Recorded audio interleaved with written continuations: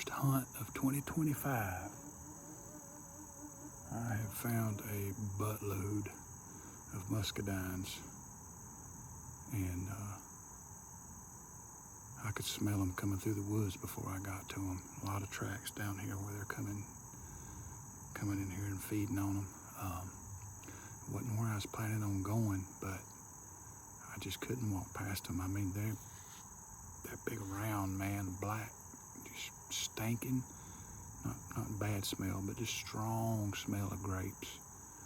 So I went ahead and set up on them. It's fairly close to the truck, so you know, these after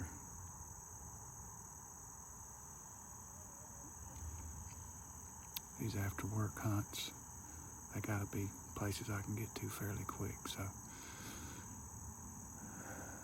first hunt of the season, 2025. We'll see what happens. Forgot my hat. That ain't too bad for the first hunt. First hunt of the season's all jacked up usually. So, but I got I didn't do any cutting. You know, you can't cut shooting lanes on public, so, but I got a couple trails covered. I just hope that's one of the trails a mature buck decides to come eat some muscadines this evening. We'll see.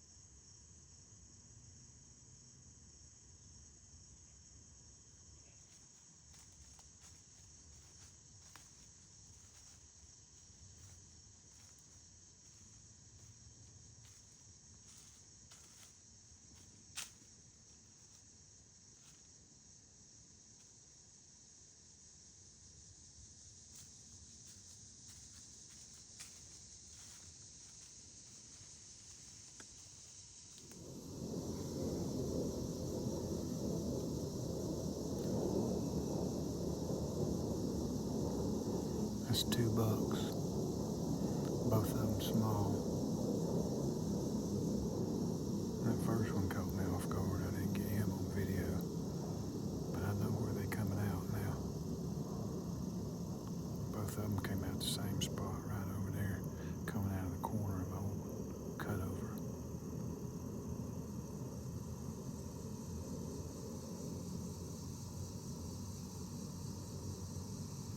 I got about 20 minutes of daylight left.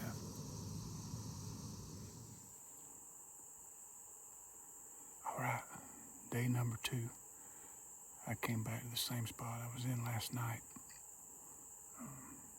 hunting these muscadines. I saw 5 deer last night, 3 does and 2 bucks. Both of the bucks went right under me. I got pretty decent footage of that 6-pointer. He went around behind me. I actually saw where they were coming out. So I started watching that spot. So I spotted that 6-pointer early, and I was able to get him as he came out of the clear cut and cross over, open it, and come and walked right under me. But anyway, we'll stick with this spot. Maybe a couple more hunts. I mean, those muscadines are crazy. I'll add some still photos of those muscadines in the video.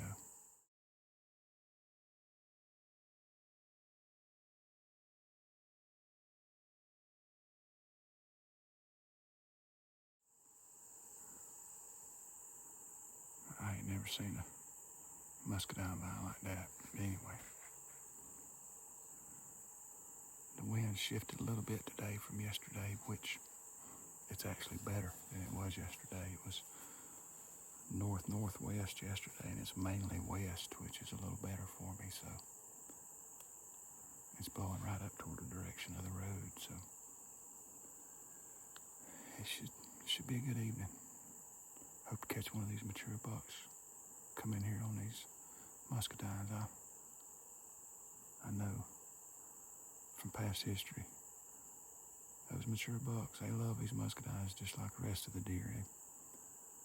So maybe we'll get lucky. Y'all stand by.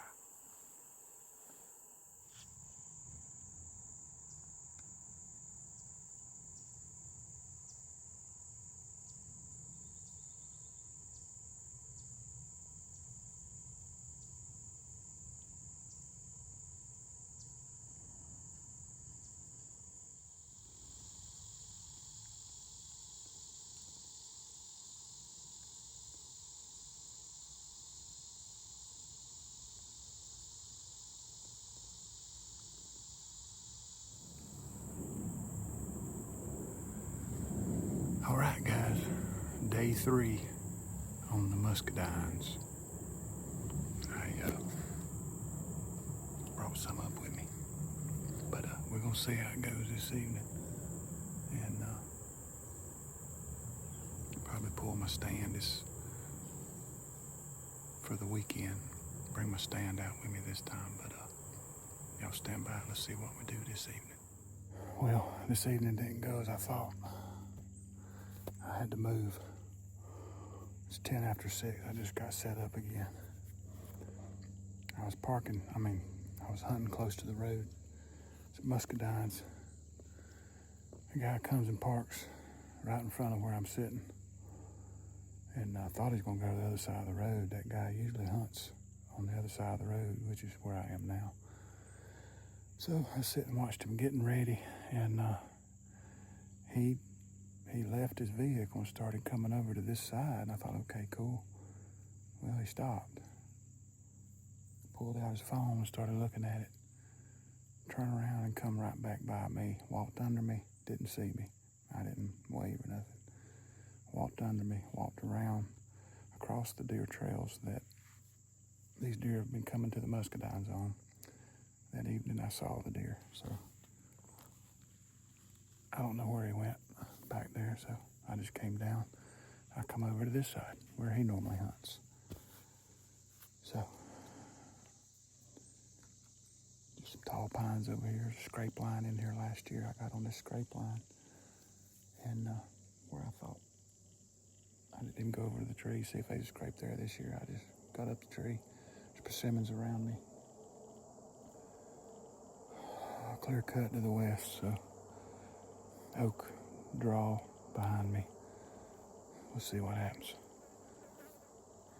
It's public land, boys. You just gotta make the best of it. I could have run my lip out and went home, but that ain't how I do. Sometimes evenings like this, days like this, it go absolutely haywire. Yeah, cut my finger on a broadhead. Also, it's when it happens. So We'll see what happens for this last hour and a half I got.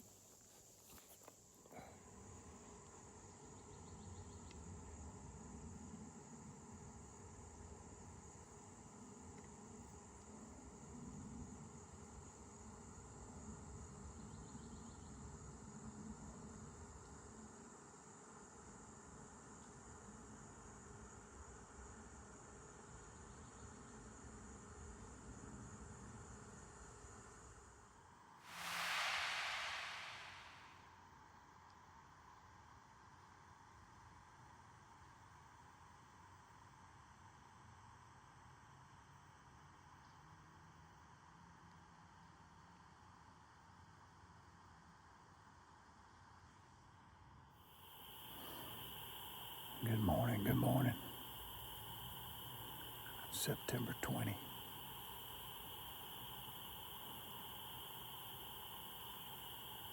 Me and Shane Tao double teaming an area. We had a mature 6. We're gonna name him the Brute 6, I believe. He daylighted yesterday in here. And it's him and 3 other mature deer that we know of in this area we got on camera.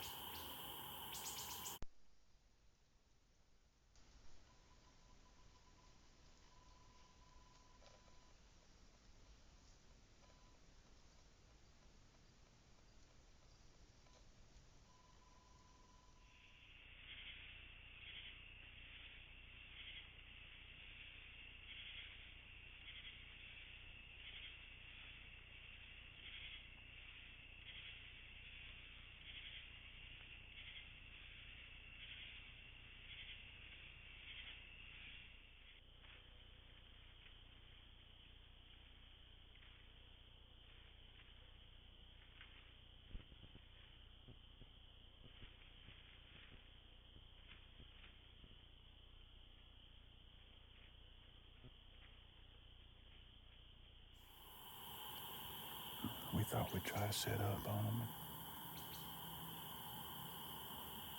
and see what we can do this morning.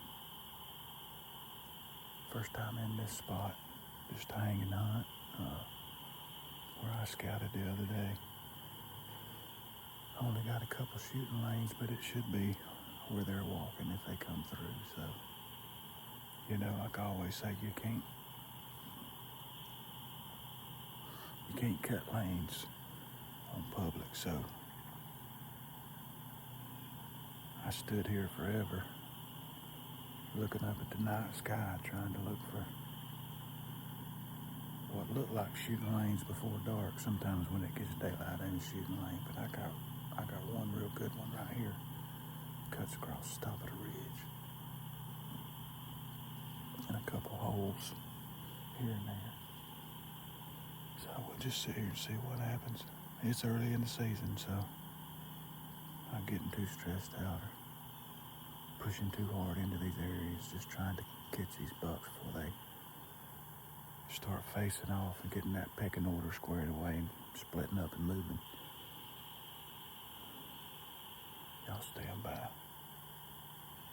Hopefully old Shane stick that one this morning over there. He's not too far from where he daylighted yesterday morning. He's hunting with that traditional bow. So we'll see what goes.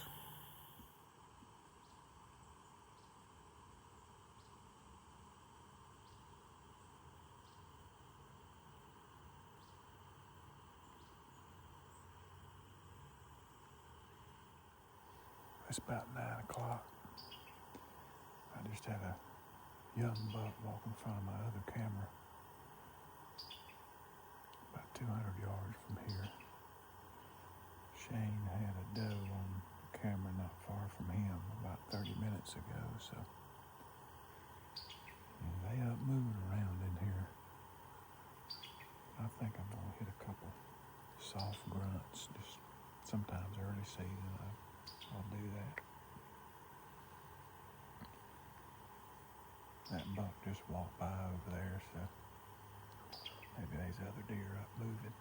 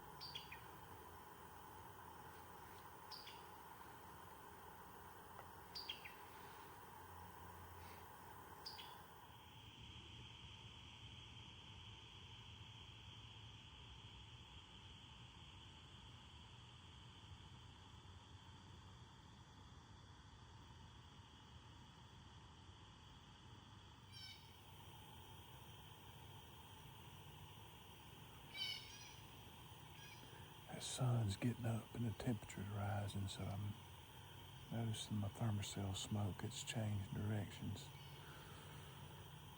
It's starting to go up a little bit, so the thermals are starting to go up. This is that time, and it's different for everywhere. Every ridge, every spot will be different, but that thermal shift takes place. You know, when there's, the wind's 5 miles an hour or less, give or take a few. That wind's not going to overtake that thermal shift, I guess is what I'm trying to say.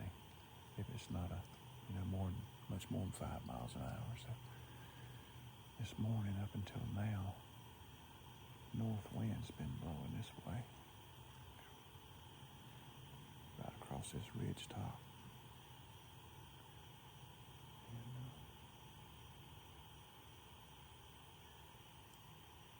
That sun's starting to come up. It's hitting this area I'm at. Temperature's rising, thermal's rising now. It's not enough north wind to overtake that thermal shift, so a lot of times a deer will get up. Sometimes that's where you get that later morning movement. A deer will adjust, and I think mature deer actually are more apt to do it than younger deer because they're so much more sensitive. When them thermals aren't what they were for that deer earlier this morning, if they change, sometimes they'll get up and adjust and go to a different area, mill around a little bit, feed a little bit, and lay back down. So we'll sit a few minutes, maybe another 30 minutes through this little thermal shift here where I'm at. I'll shoot Shane a text and see what's going on over there. Might be pretty close to wrapping it up. I had that young buck walk over there on the camera, but he was going west to east. He's kind of going in the direction of a big muscadine vine over there. I don't know if he was going to eat him some muscadines or what, but kind of act like he was in a hurry. Anyhow, I just noticed that thermal shift. Thought I'd talk about it a minute. Sit here a few more minutes. About 30 more minutes maybe at sun. It's getting warm quick.